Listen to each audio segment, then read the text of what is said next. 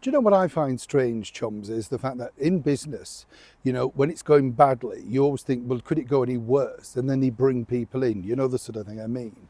And this is now truly the case over at 10 Downing Street, because their popularity, as we know, is literally abysmal. And the thing is, it's the media that they're getting. If you remember, you see people like Keir Starmer standing in front of these people, say at Jaguar, whose jobs are then just axed the minute he left. But they all look like they're in a hostage situation, don't they, where they don't want to be there. Rachel Reeves doing the very same thing. And the moment she's gone, she knows what's coming, but these people are almost forced to look like they care about what these people are doing. It's a disaster, and apparently one that they've now recognised in 10 Downing Street. But they think they have the answer with this man.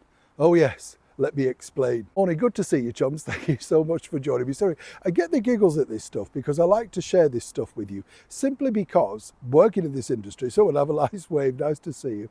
In working in this industry, you just realise that they just keep hiring bad upon bad, I remember years ago working with a very famous publicity guy, and they paid this person £10,000 to just promote the one record. It was an unmitigated disaster, and they said, well, we got you in the news of the world. That was the thing, that was the level.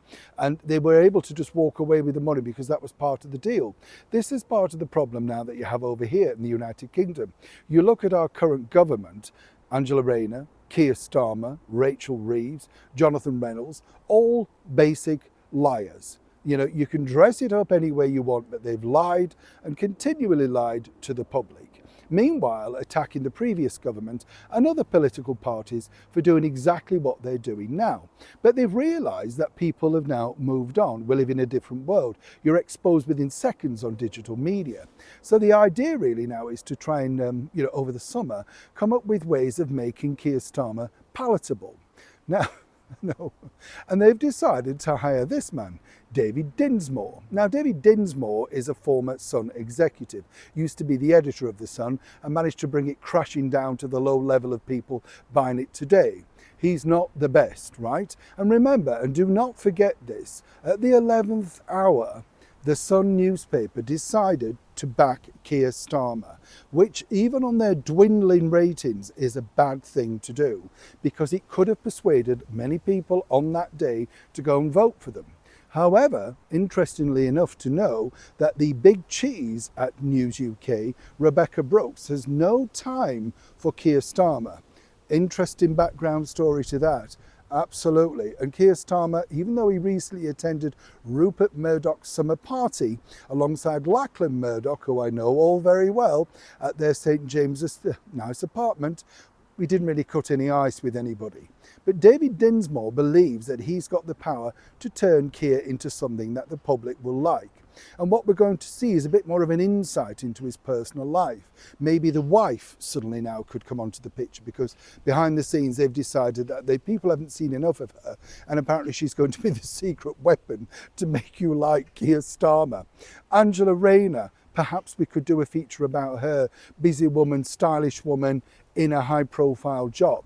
I mean, what next? Rachel Reeves adding up the numbers on Countdown? I mean, really?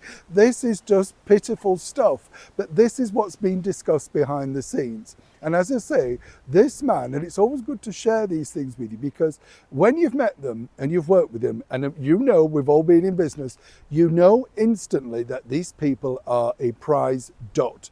But you see, when you're a dud yourself and just a former human rights lawyer, you have no concept of what really the public want. In his eyes, he kept saying in the campaign, if you remember Keir Starmer, my father was a tool maker.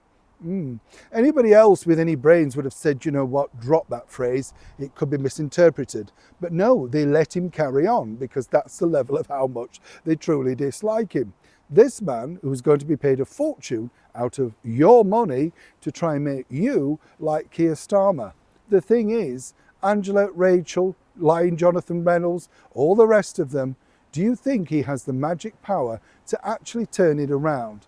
And will you one day wake up and think, I got it wrong, Keir's a nice guy? I'd love to know what you think in the comments below.